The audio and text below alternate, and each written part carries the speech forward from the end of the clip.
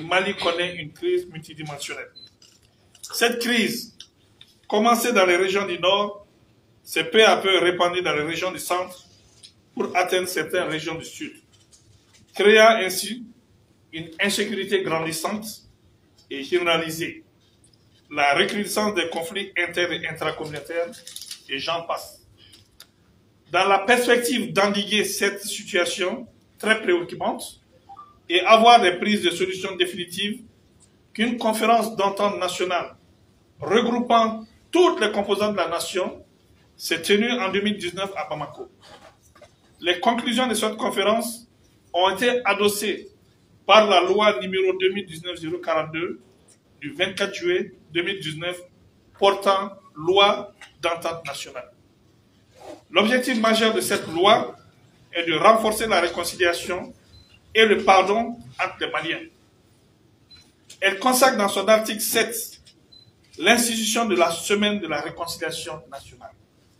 C'est en application de cette disposition que nous avons décidé, à travers l'arrêté numéro 2021-5480 MRPCN SG du 27 décembre 2021, de fixer la date du 15 au 21 septembre de chaque année comme semaine de la réconciliation nationale.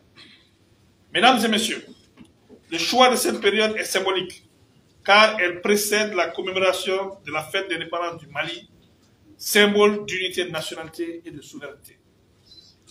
Le thème retenu pour cette première édition est « Faisons de la diversité un atout pour la cohésion sociale au Mali ».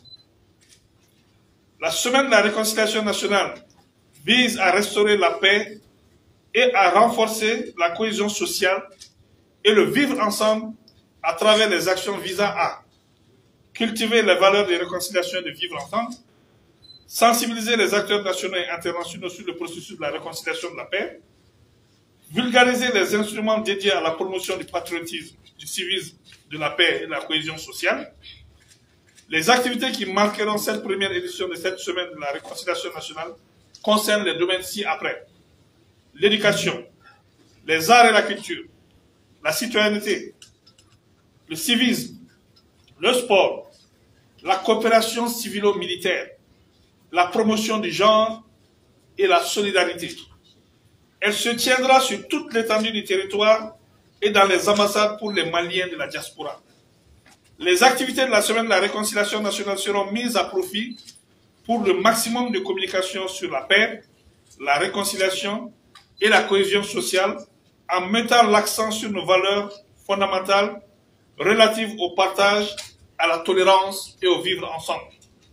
L'organisation de la semaine est assurée par une commission nationale d'organisation dont les travaux sont lancés à partir de ce point de presse.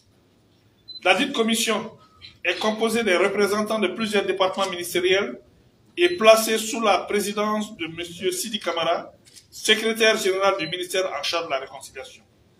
Pour sa réussite, il faut l'implication de toutes et de tous, de l'intérieur comme de l'extérieur, chacun à sa manière et conformément aux objectifs visés pour contribuer à rehausser l'éclat de cet événement unique.